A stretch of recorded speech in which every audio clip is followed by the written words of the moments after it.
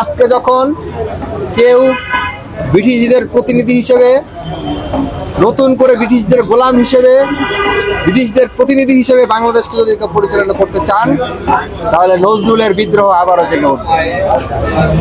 আমরা অত্যন্ত হৃদয়ে ব্যথা লাগে, বুকের বেদনার সাথে লক্ষ্য করছি প্রধানমন্ত্রী নজরুল বর্ষ ঘোষণা করেছেন। আমরা স্বাগত জানাই এই ধরনের উদ্যোগকে, কিন্তু একদিকে আপনি নজরুলের শতবর্ষ পালন করবেন, আর একদিকে নজরুলকে যারা ধারণ করে, নজরুলের যে লড়াই, যে নজরুলের যে বিদ্রোহ, সেই বিদ্রোহকে যারা ধারণ করে তাদেরকে জেলে পুরবেন ব্রিটিশদের মতো করে।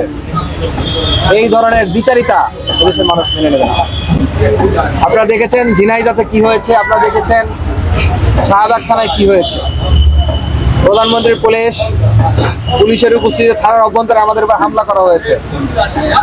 সেই ঘটনার এখন পর্যন্ত কোনো বিচার রাষ্ট্রীয় বাহিনী রাষ্ট্র করে নাই, মামলা গ্রহণ করে নাই।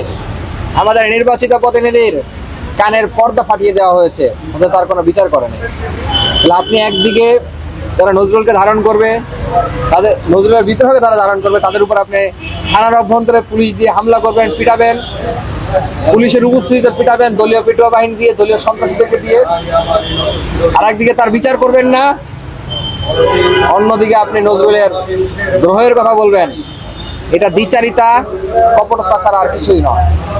আমরা মনে করি যদি কেউ, আমি আবারও রিপিট করছি, যদি কেউ ব্রিটিশ বেনিয়াদের প্রতিনিধি হিসেবে বাংলাদেশকে আবারও উপনিবেশের মতো শাসন করতে চায়, আবারও শোষণ করতে চায়, নজরুলের বিদ্রোহ তার বিরুদ্ধে আবারও বারংবার জেগে উঠবে। ইতিহাসে যেভাবে জেগে উঠেছে বারবার, আজকে নজরুলের লড়াই, নজরুলের প্রতিটি শব্দ, প্রতিটি চিন্তা আমাদেরকে জুলাই বিপ্লব অনুপ্রেরণা দিয়েছে, জুলাই আমাদেরকে কাজ করার অনুপ্রেরণা দিয়েছে। আজকে আমরা দেখতে পাচ্ছি মাত্র 2 বছর অতিবাহিত হতে পারেনি, এরই মধ্যেই নজরুলের যেই গ্রহের কথাগুলো দেওয়ালে দেওয়ালে বিপ্লবীরা লিখেছিল, সেই গ্রাফিতিগুলো মুছে ফেলা হচ্ছে, রাষ্ট্রীয় স্পন্সরে মুছে ফেলা হচ্ছে। তাহলে নজরুলের মুক্তির প্রতি একদিকে ক্ষোভ দেখিয়ে আর একদিকে নজরুল বর্ষ ঘোষণা করে এই ধরনের প্রতারণার হাত থেকে সরে আসতে হবে। চট্টগ্রামে আপনারা দেখেছেন নজরুলের দ্রোহ, গ্রাফিতিগুলো, সেগুলো মুছে ফেলা হবে।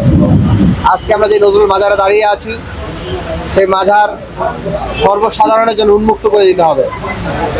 প্রয়োজনে এখানে পাহারা বসাতে হবে, গার্ড বৃদ্ধি করতে হবে, তবুও সর্বসাধারণ যাতে সবসময় নজরুলের কবর ভিজিট করতে আসতে পারে।